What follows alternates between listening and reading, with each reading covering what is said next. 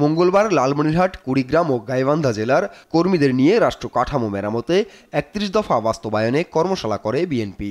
অনুষ্ঠানে ভার্চুয়ালি যুক্ত হন দলটির ভারপ্রাপ্ত চেয়ারম্যান তারেক রহমান। এ সময় তিনি বলেন, জনগণের কিসে মঙ্গল তা নিয়েই বিএনপির রাজনীতি। যতগুলো সরকার, রাজনৈতিক সরকার আজ পর্যন্ত বাংলাদেশ পরিচালনা করেছে, যদি হিসাব নিকাশ করি আমরা যে জনগণের জন্য, দেশের জন্য বিভিন্ন রকম ভালো কাজ যাতে জনগণ উপকৃত হয়েছে, দেশ উপকৃত হয়েছে, তার দেখবেন 70% কাজ আপনাদের দল করেছে, বাংলাদেশ জাতীয় দল।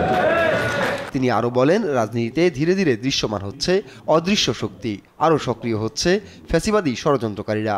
তাদের মোকাবিলা করতে ঐক্যবদ্ধ থাকার আহ্বান জানান তারেক রহমান।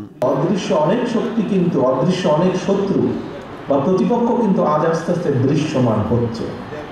আমরা যদি আমাদেরকে ঐক্যবদ্ধ না করি, আমাদের ভিতরে কেউ যদি কিছু কিছু কাজ করে থাকে যেগুলো জনসমর্থন যোগ্য নয়, তাহলে তাদের বিরুদ্ধে ব্যবস্থা নিতে হবে, তাদেরকে সরিয়ে দিতে হবে, তাদের সাথে সম্পর্ক রাখা যাবে না। বিএনপি ক্ষমতায় গেলে শিক্ষা, সংস্কৃতি, কৃষিখাতের উন্নয়ন ও কর্মসংস্থান সৃষ্টিতে কাজ করবে বলেও জানান তারেক রহমান। আপন অপু, নিউজ ডেস্ক, দেশ টিভি।